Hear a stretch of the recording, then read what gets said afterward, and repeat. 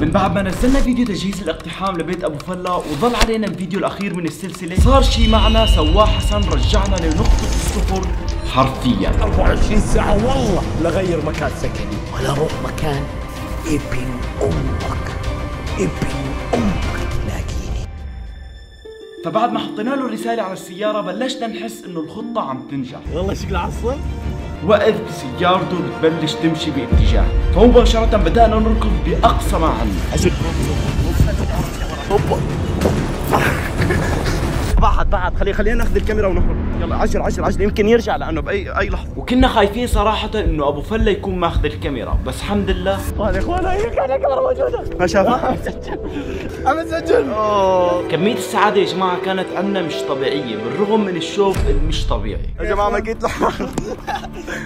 كيف انتبهت له؟ والله يا جماعة انتبهت له. قاعدين انا واستقرار عم نمسح بالمحارم، فانتبهت لسيارته قلت له ابو فلا قال لي وين؟ انا بعرفه من مشيته يا جماعة. طويل شوي. المحارم يا جماعة زتناها هون من كثر الموقف، ركضنا من هنيك وزتناها لهون مباشرة. مبسوطين انه خطتنا بلشت تمشي، وابو فلا بلش يحس بالتوتر، نشر ستوري على حسابه على الانستغرام انه في حدا عم يلحقه. اليوم رحت لسيارتي لقيت مو متابع حط لي وردة بالسيارة، هو متابع البوب. شوف شنو ورقة مكتوب عليها انتبه، اذا الستوريات بكره ما شفت ستوريات او بعدها اعرفوا شو صار. فخطتنا بلشت تمشي. والله يا اخوان انه انا ومجد قاعدين، فجأة ابو فلا جاي واللي يقول لي ابو فلا فانا شو سويت؟ قلت له مجد روح شغل الكاميرا مجد مسكين اعطاه كذا وضعية الحرامي وقاعدين نركض زي الحراميين. يا جماعة شوفوا المحارم انتم شايفين؟ يا الهي شوف صرنا مي يا جماعة، شوفوا صرنا مي سويناها برو. شو وراك؟ يا برو متحمس هلا الخطوة اللي بعدين. جماعة أنا واستقرار حاليا هون عم نتمشى قبل ما بده يروح استقرار يا جماعة هيك. وخلصنا المهمة وراح استقرار على بيته يستريح مشان جهز للمهمة الأخيرة واللي هي اقتحام بيت أبو فلا. وأخيرا فمضى اليوم الأول وكان في شوية فعاليات غبية وجبت اللامبورجيني. بدي يكسر. اوكي اشتغل يا جماعة. وطلعنا نسوق بالشارع بس ما كنت عارف انه رح يصير فينا هيك. لا تشبت فيي هيك واو. بدك صحاتها بس طبعا. مش شغلتي يا جماعة انا اسوق سكوترات والله. الحمد لله يا جماعة الكاميرا الثانية ما انكسرت. ايوه كويس. بس هالمرة عن جد خلص. طفي اللطاش. شو بتفشخ علينا على رقم؟ والله قلت مي انت. امان وسلام كله تحت السيطرة. واليوم الثاني وكمان هذا اليوم صارت فيه شوية فعاليات يا جماعة اليوم فتنا الصبح على صوت الشغل، زبطنا الكنباية وركبنا شوية أثاث البيت. وضاح روق على هي يا جماعة. يا حرام كان صار له فترة عم ينام على الأرض. كنا عم نجهز ونمنتج الفيديو الأخير من القناة واللي هو تجهيز لاقتحام بيت أبو فلا، ولكن كان في عندي يا جماعة سلسلة لازم إني بلشها واللي هي إني أبدأ خايف براي لحد ما أوصل بيتهم بالإمارات وبيعوا ووزعوا على الناس المحتاج. فصورت الفكرة، خلصناها، منتجناها ونشرناها، وخلص هون إجا الوقت لاقتحام بيت أبو فلا. فجهزت الخطة ورنيت لصديقي استقرار وخبرته استقرار جهز حالك نحن بكرة بدنا نقتحم بيت أبو فلا. بس بنصدم يا جماعة بنفس الليلة الساعة 7 المساء انه موبايلي ما عاد بيوقف من الاشعارات والرسائل. رفقاتي، المتابعين، التعليقات، كل مكان، اليوتيوب، ابو فلا كشفر. يا جماعة ابو فلا عامل فيديو ردة فعل على الفيديو تبعي. ابو فلا اذا ما بلاقي بيتك حلقيك، بس ضل رقم الشقة واقتحامها. فقلت لحالي مباشرة خلينا نحضر الفيديو سوا، بس بكل صراحة أنا كنت مبسوط وكنت أفكر الفيديو بس إنه عم يعلق أو رياكشن بس، يعني ما حيعمل أي شيء، بس انصعقت إنه الفيديو أبو فلا عم يتحداني فيه. وأبو فلا طبعا يا جماعة ما بيعرف إنه هو عم يتحدى أكثر شخص عنده إصرار وراسه يابس.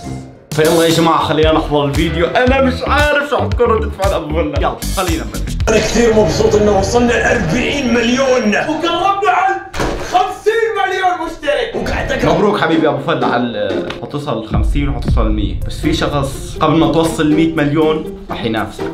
متحمسين ومنتظرين مقطع 40 مليون. رفع لي ضغطي يا جماعه. فجأة يا جماعة اقرا هذا التعليق اللي محتواه ابو فلا قرب بيتك ينفضح. بيت ابو فله. بدأت جهزت لاقتحام بيت ابو فله، كان راح يمسكني. هاشتاج 16 مليون فاصلة 43. دقيقة هذا كم مقطع منزل عندي. ابو فله بصير سيارته برا الشارع. ساعدنا. هذا اخ ماجد ما شاء الله صنع محتوى عليه. اذا واحد يبي يتعرف على محتوى ماجد. السلام عليكم، انت يوتيوبر صانع محتوى. احب صناع المحتوى. شنو محتواك؟ هلا والله اسمي ماجد، محتواي اني احصل على بيت ابو فله. استنى شوي على النقطة. أنا محتواي مش بحث عن بيت أبو فله، لا. أنا بوصل 4 مليون بدون ما يجيب سيرتك أبدا، بس أنا بدي أوصل لك الرقم بس وأعمل محتوى حلو ونجيب فيوز.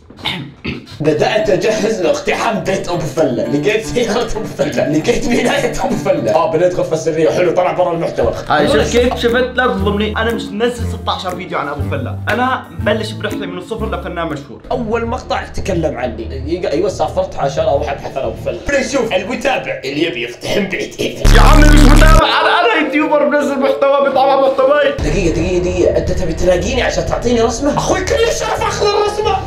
تذكرتك، أنا أعرف في فيديو أنت رسمت. دقيقة. منيح تذكرت والله حبيبي، والله منيح تذكرت. رسمت اياها من سنتين قبل ما انعرف على اليوتيوب. كنت عم باي طريقة. يا الله، سويت عنها فيديو وما وصل، لكن الموضوع طلع مش هين، لأن حكيت مع مدير أعماله بإيفنت صار من أسبوع. دقيقة، هو مدير أعمالي؟ بعرف مش مدير أعمالك، بس بدي أعمل. وهذا لحد الآن أبو فله ما بعث لي شيء، جربت أبعث له رسالة على الانستغرام وما رد للأسف. شايف؟ اخوي ابشر، انا دقيقة، وشنو الانستغرام؟ في واحد حمار يقول لا لي رسمة رسمت لي اياها. لا حبيبي يعطيك العافية، من سنتين رسمه، شوف شكله لما رسم الرسمة، اقسم بالله اني اضرب لك التحية. حبيبي والله العلي العظيم اني اضرب لك التحية. من سنتين 3 سنين راسمني، والى الان وناوي تعطيني اياها ومنزل 6 مقاطع 7 مقاطع. اقسم بالله حبست، والله انا اكلمك انستغرام. ما كلمني انستغرام. بس اولا خلينا نشوف المقاطع يا جماعه، لان اذا كانت المقاطع سيئه يعني مثل العنوان هذا، جهزت اقتحام بيت ابو فله. صلي على النبي يا اخوي، بدي اقتحم واعمل اكثر. حبيبي المنطقة اللي بيصور فيها أبو فله أغلب اللي بيصور فيها خليل تقريبا بعض الجهات. هذا خلاص بعد راح اقدر اصور بالمنطقه هذه. فضح المنطقه يا جماعة هذا مع سيتي سنتر. سيتي سنتر يا جماعه، ما عنده الاخ شفافيه بتاتا، الاخ شفافيه مطلقه. قاعد راح يدي يصور في المكان اللي جنبه قاعد يضحك يقول استقرار يا جماعه. اول ما طلع لك اول مره استقرار بقول انه عجل مجدي وما معقول نوصل البيت، معقول ما نوصل. اوكي يا جماعه نشوف مقطع. بدات اجهز لاقتحام بيت ابو فله، كان راح يمسكني. بس والله كنا رح نمسك يا جماعه. شفتوا بالفيديو يعني هو طلع بالسياره. انت بتعرف مين حط الورقة بالسيارة؟ بتعرف بالضبط مين؟ انت تاريخ اليوم 9 من شهر 6 2024 الساعة 11 بالليل عرفت وين بناية ابو فله، وصرت واصل ل 70% من الهدف تبعي، مشان وصل لوحدي اللي رسمته اياها قبل سنتين، لان ابو فله وانا صغير كان بالنسبة لي من اكثر الشخصيات اللي بتلهم. طبعا كان الحين لا. لا حبيبي، لا والله بتلهمني بعدك حبيبي. استنى لا يا ابو فله، ما تزعلش حبيبي. بس تجي سيارته خمروني، لان انا بدي قبل ما افوت عند ابو فله بدي احط له رسالة على سيارتي. انا رايح لعنده في 40 دقيقة.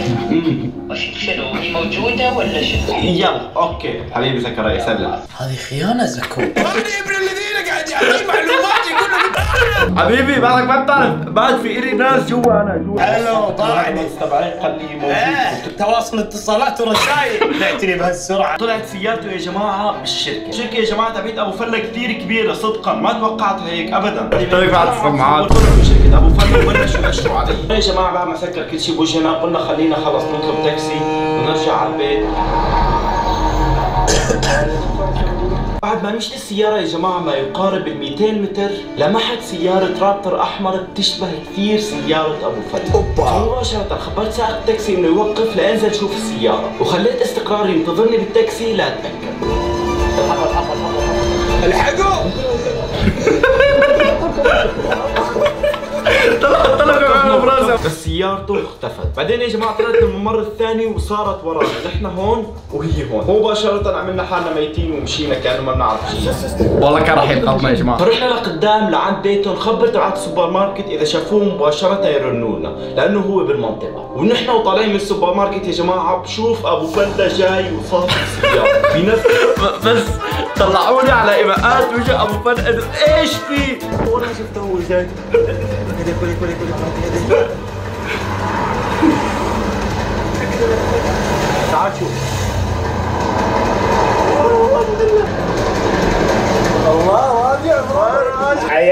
قلبي تجسس علي. والله شيء غريب انك تشوف نفسك كذا مراقب يا اخي. يا الهي دقيقة، انا هاي طريقة مشيتي والله باين عليه مروق قاعد يمشي. مروق مش عارف الاخ انه مجد عم يصورك وعارف وينك. قل لي سنتين وقت ما شفتك بقول لي انت يلا انا توقعاتي سنة ونص بتجيب البيت. يعني انا توقعاتي راح ياخذ الموضوع منك يمكن قرابه السنه والنص. لا بس انا بشهرين جبت البيت. رحنا على السيارة نروح نحط الرسائل عليها ونظبط اماكن الكاميرا، زائد كمان المكان اللي بدنا نراقبه منه. عم نحاول هلا نشوف وين بدنا نظبط. فعم نفكر هون يا جماعة، وعم نفكر يا جماعة انه هون. وبعد بحث طويل ثبتنا الكاميرا. نحط الرسائل قدام سيارة، ركبنا الرسالة الكبيرة وحطينا الرسائل الصغيرة جوا سيارته. صرنا جاهزين لنشوف ردة فعل أبو فلة. وقت انتبه لشخص لابس أسود بيشبه جسم أبو فلة جاي من البيت. ومباشرة يا جماعة بدأت أحاول أخفي الكاميرا الصغيرة تحت الشجرة وشغلها، وبلش يا جماعة الضحك والتوتر بنفس الوقت، لأن ممكن بأي لحظة يجي أبو فلة ويلقطنا وتخرب السلسلة. والله مروق الأخ، إجا مروق على 24 وفتح لي تليفون ومش عارف انه حاطين كاميرا. انا هنا يا جماعه فعليا ماسك التليفون قاعد اكلم الوالده. ركبت السياره فجاه اقول ايش هذا ليش ما الدنيا ايش فيها ظلمت؟ وين تو الصباح؟ فجاه اشوف هذه وجهي. انا اكثر شيء يا جماعه صدمني انه ابو فله وقت ما طلع عن جد ماسك الموبايل الاخ وكانه ما في شيء. تخيلوا انه حطها على القزاز وما شافها، فما بالكم لو كنت حاططها على شو بيقولوا له هذا اللي بيجي قدام السياره، كان كل شيء الشغل راح على الفاضي حرفيا. انا قاعد اخذ دفه ادور من هذا الفاعل؟ من اللي بيسوي؟ من اللي عنده الجرأة يسوي كذا؟ انا اللي عندي الجرأة. خذ خطوتين قدام وقاعد ادور. ايه عشان تعرف هاي ردة الفعل طلعت معي.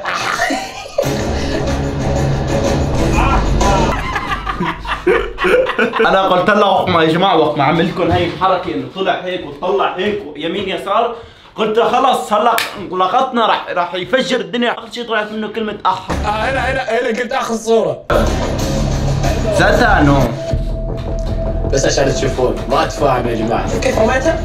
شوف كيف تهيك لي شو رميتها. ما امزح رميت ايده. انا فكرت راح تتصل للشرطه هلا. والله شكله عصب.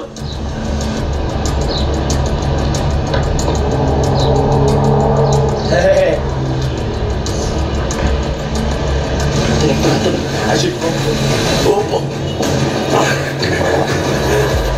خلص اوكي، يقول كلمة الحق بعيدا عن فكرة المحتوى، اسلوب القاء المحتوى جميل. والله انك صانع محتوى يا ماجد، انت والناس اللي معك. هذا اولا. ثانيا شو ثاني؟ طلع مكان اللي قاعد اعيش فيه والبيت، او طلع اشياء ادري قاعد تسوي تشويش شوي. انا سويت تشويش على كل شيء، بس ممكن منطقتك اللي بيفكر شوي يعني بتنعرف والبنايه. بس يعني في بعض الاماكن طلعت مما يسبب اني لازم اني انتقل صراحه. هذا السبب. لا هذا السبب مش منطقي اللي يخليني انتقل، هذا سبب ثانوي. السبب الرئيسي شو؟ كاتب عنوان المقطع جهاز اقتحام بيت ابو فله جزء 16. خليني اقول لك شيء يا ماجد. شو بس استنى المحتوى ما في اقوى مني بالساحه. لا حبيبي مش اقوى من مجد. على بالك 16 حلقه راح تخلص التحدي؟ هاخذ لك الكلام هذا يا حبيبي. غيرت مكان سكني فعليا بهال 24 ساعه، والله لغير مكان سكني ولا اروح مكان ابن امك تلاقيني. غير البيت عم بكره عم يمسح وظل لنا فيديو من نوصل لابو فله والوضع تمام ورواق. اوعدك انك بعد راح تلاقيني مره ثانيه، لا راح تلاقي سيارتي مره ثانيه ولا راح تلاقيني ولا راح تلاقي اي دليل يساعدك انك تعرف انا وين عايش. طيب يا ابو فله اسمع هالكلام لك، والله العظيم لخليك انت تكون اللي بدك الرسم، لو تكون بالمريخ راح جيبها.